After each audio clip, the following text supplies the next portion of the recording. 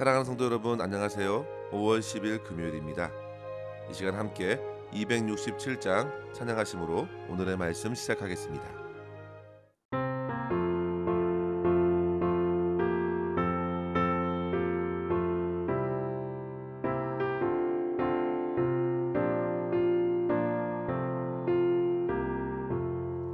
주의 확실한 약속의 말씀 듣고 주만 믿으면 구원을 얻으리라. 할렐루야 할렐루야.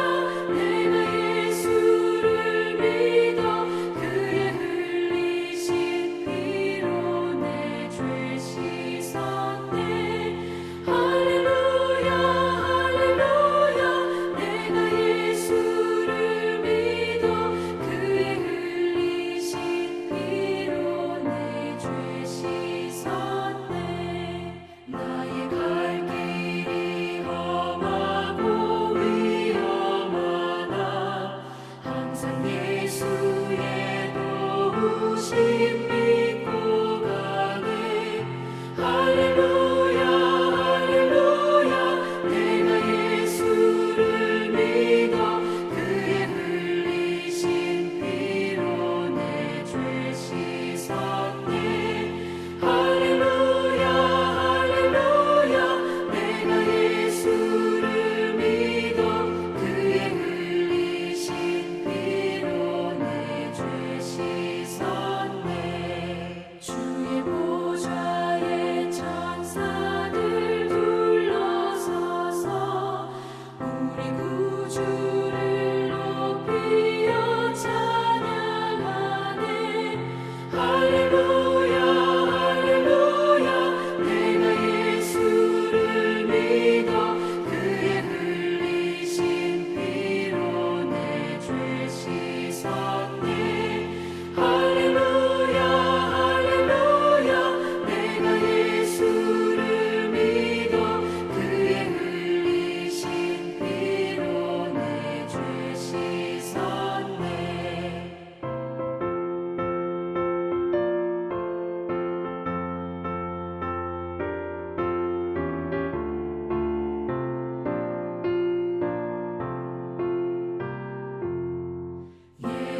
예언자들과 왕들도 반열대로 방금 길 따라 나와 찬송하네. 할렐루야 할렐루야. 내가 예수를 믿어 그의 흘리신 피로 내 죄 씻었네. 할렐루야 할렐루야. 내가 예수를 믿어 그의 흘리신 피로 내 죄 씻었네. 우리 모두 다 그 반열 뒤따르며 함께 즐거운 찬송을 부르리라. 할렐루야 할렐루야. 내가 예수를 믿어 그의 흘리신 피로 내 죄 씻었네. 할렐루야 할렐루야. 내가 예수를 믿어 그의 흘리신 피로 내 죄 씻었네. 아멘. 이 시간 함께 나눌 말씀은 열왕기상 15장 9절에서 24절입니다. 이스라엘의 여로보암 왕 제20년에 아사가 유다 왕이 되어 예루살렘에서 41년 동안 다스리니라. 그의 어머니의 이름은 마아가라 아비살롬의 딸이더라. 아사가 그의 조상 다윗같이 여호와 보시기에 정직하게 행하여 남색하는 자를 그 땅에서 쫓아내고 그의 조상들이 지은 모든 우상을 없애고 또 그의 어머니 마아가가 혐오스러운 아세라상을 만들었으므로 태우의 위를 패하고 그 우상을 찍어 기드론 시냇가에서 불살랐으나 다만 산당은 없애지 아니하니라. 그러나 아사의 마음이 일평생 여호와 앞에 온전하였으며 그가 그의 아버지가 성별한 것과 자기가 성별한 것을 여호와의 성전에 받들어 드렸으니 곧 은과 금과 그릇들이더라. 아사와 이스라엘 왕 바하사 사이에 일생 동안 전쟁이 있으니라. 이스라엘 왕 바하사가 유다를 치러 올라와서 라마를 건축하여 사람을 유다 왕 아사와 왕래하지 못하게 하려 한지라. 아사가 여호와의 성전 곳간과 왕궁 곳간에 남은 은금을 모두 가져다가 그 신하의 손에 넘겨 다메섹에 거주하고 있는 아람의 왕 헤시온의 손자 다브림몬의 아들 벤하닷에게 보내며 이르되 나와 당신 사이에 약조가 있고 내 아버지와 당신 아버지 사이에도 있었느니라.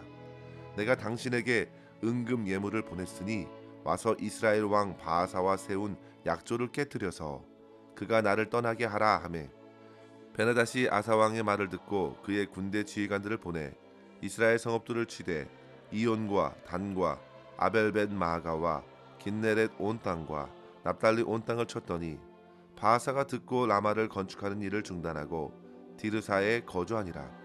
이에 아사 왕이 온 유다에 명령을 내려 한 사람도 모면하지 못하게 하여 바하사가 라마를 건축하던 돌과 제목을 가져오게 하고 그것으로 베냐민의 게바와 미스바를 건축하였더라. 아사의 남은 사적과 모든 권세와 그가 행한 모든 일과 성읍을 건축한 일이 유다 왕 역대지략에 기록되지 아니하였느냐? 그러나 그는 늙음하게 발에 병이 들었더라.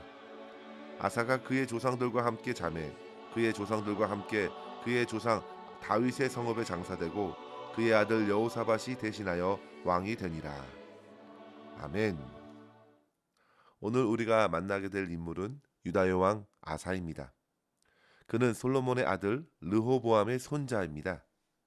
우리는 이미 엊그제 열왕기상 14장 21절에 이른 대로 르호보암이 유다를 17년간 통치하면서 온갖 악을 행한 왕으로 살았다는 사실을 보았습니다. 르호보암은 솔로몬의 말기에 타락한 삶을 계속 이어가면서 여러 산당을 세웠고 우상과 아세라상을 곳곳에 만들었습니다. 그리고 당시에 그 땅에 남색하는 자들이 있었다 했는데요. 그만큼 삶의 거룩한 기준을 상실한 유대 땅에는 온갖 망령된 삶을 사는 사람들이 가득해진 것입니다. 성도 여러분, 하나님을 등지면서 나타나는 삶은 참으로 비참한 모습일 뿐입니다. 그리고 이후에 왕위에 오른 아비암은 어떤가요? 고작 3년간 왕위에 있다가 어떠한 업적도 없이 몇 차례 북이스라엘과 전쟁을 치르다 그저 아버지의 죄악의 길을 그대로 답습하면서 하나님으로 하여금 다윗을 더욱 생각나게 했던 왕이 되었습니다. 열왕기서 기자는 그의 통치 기사를 전하면서 오히려 다윗 왕의 행실을 기억하고 다윗 왕의 통치를 되새길 것을 말씀하고 있는 것입니다. 성도 여러분, 아비암은 실로 있으나 마나 하는 왕으로 살았던 것 같습니다. 똑같이 앞선 세대의 우상 숭배를 이어간 것입니다. 그러나 성도 여러분, 그의 아들 아사는 어떻습니까? 여기에서 우리는 하나님의 놀라운 은혜를 발견하게 됩니다. 앞서 여러 세대 동안 부전자전의 길로 이어졌는데 그런 우상 숭배와 타락의 길에서 돌이켜 아사는 다윗의 길을 걸어간 것입니다.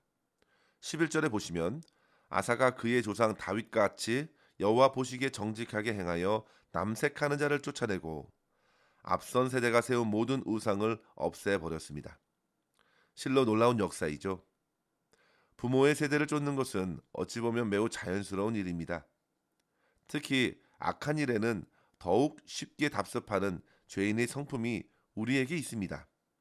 그러나 아사는 다시금 유다의 영적 부흥을 일으켰던 선한 왕으로 살아낸 것입니다.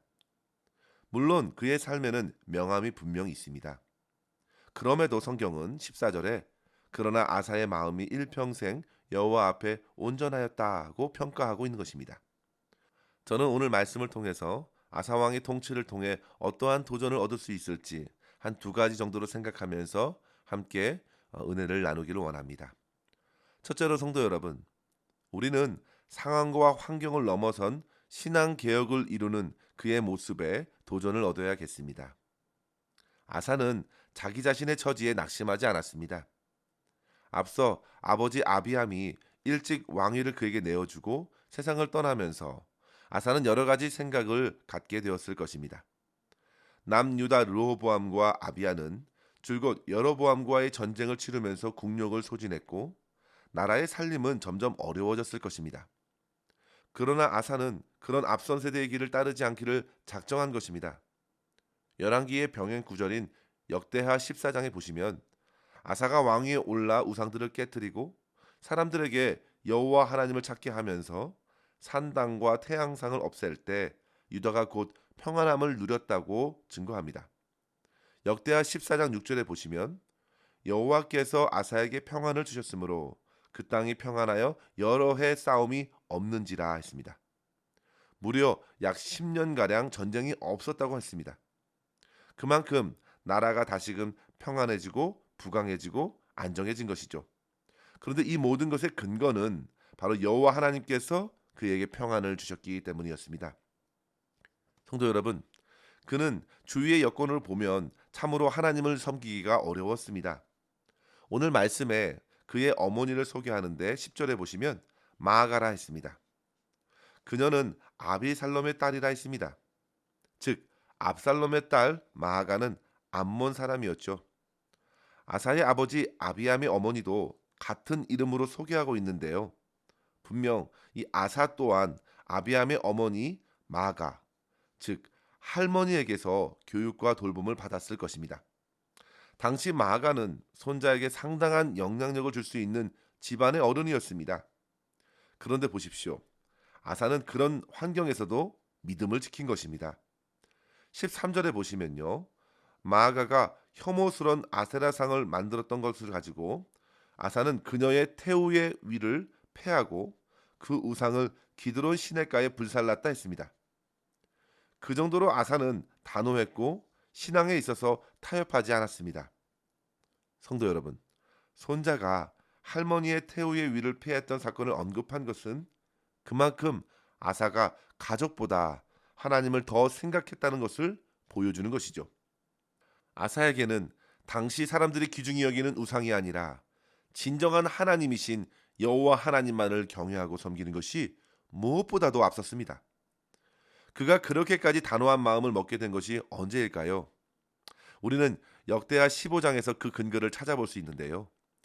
역대하 15장 2절에 선지자 아사랴에게 하나님의 영이 임하여 그에게 예언의 말씀을 전한 사건을 보게 됩니다. 아사랴가 말합니다. 너희가 여호와와 함께하면 여호와께서 너희와 함께 하실지라. 너희가 만일 그를 찾으면 그가 너희와 만나게 되시려니와 너희가 만일 그를 버리면 그도 너희를 버리시리라. 성도 여러분, 이 말씀을 바로 아사가 붙든 것입니다. 그리고 아사왕 15년에 모든 백성들에게 여호와 하나님께 제사하고 여호와 하나님만을 온 마음을 다해 찾아야 한다고, 그렇지 않으면 남녀 대소를 막론하고 죽이는 것이 마땅하다고 그렇게 주님 앞에 결단하게 이릅니다. 그러자 하나님께서 사방에 평안을 주셨던 것입니다. 성도 여러분, 그렇게 그가 신앙 개혁을 이루고 있는데 바로 할머니 마아가가 아세라 목상을 만든 것입니다. 그런 상황에서 아사는 하나님 앞에 결단한 것을 실행한 것입니다. 그러니 그의 결단이 얼마나 대단한가요? 그는 단지 자기만의 결단이 아니었습니다. 약속의 말씀을 신뢰한 결단이었습니다. 결국 하나님께서는 그때부터 그의 통치 35년까지 약 20년간 평안을 주셨다 했습니다. 성도 여러분, 아사가 41년 동안 유다를 통치했는데요. 그동안 북이스라엘은 여로보암에서부터 무려 6명의 왕들이 바뀌었습니다. 그만큼 우상으로 난잡했던 형제 국가는 방향을 잃었습니다. 그러나 남유다는 아사를 통해서 그 민족이 회복되었습니다. 이러한 아사의 개혁은 곧 우리에게 환경과 상황이 결코 변명거리가 되지 않는다는 사실을 일러줍니다. 가장 중요한 이유가 무엇입니까? 나의 마음이 지금 하나님께 열려 있는가입니다. 주님의 말씀을 붙들고 의지하며 거룩한 삶으로 내 삶을 드리는가입니다. 심지어 사랑하는 가족이 그 길을 막아선다 해도 과연 하나님을 택하겠는가입니다.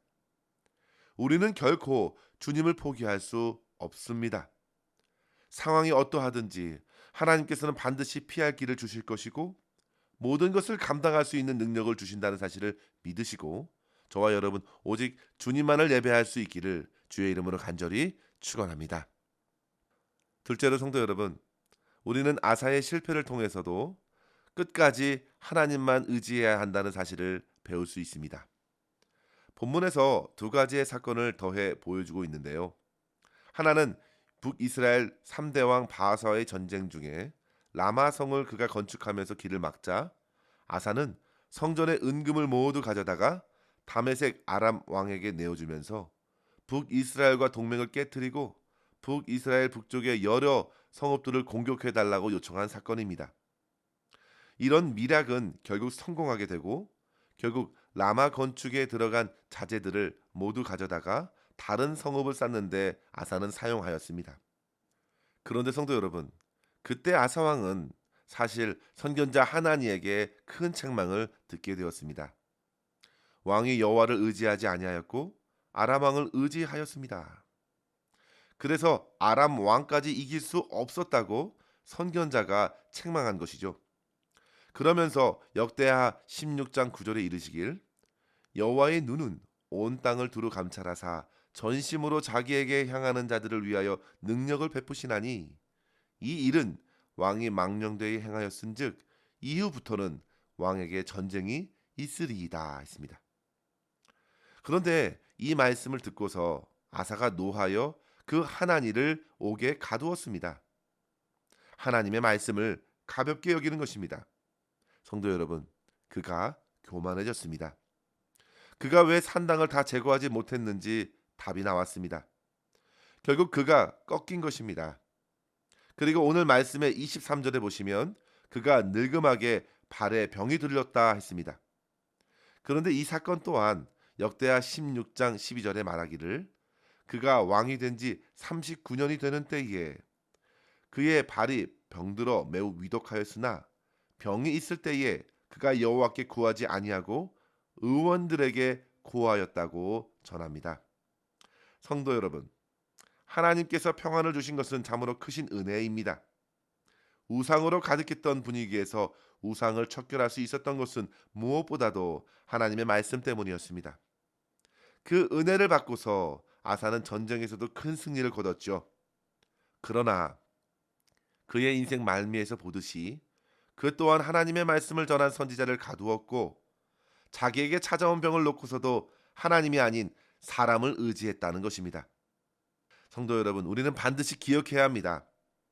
고린도전서 10장 12절에 선줄로 생각하는 자는 넘어질까 조심하라 했습니다. 반드시 기억하십시오.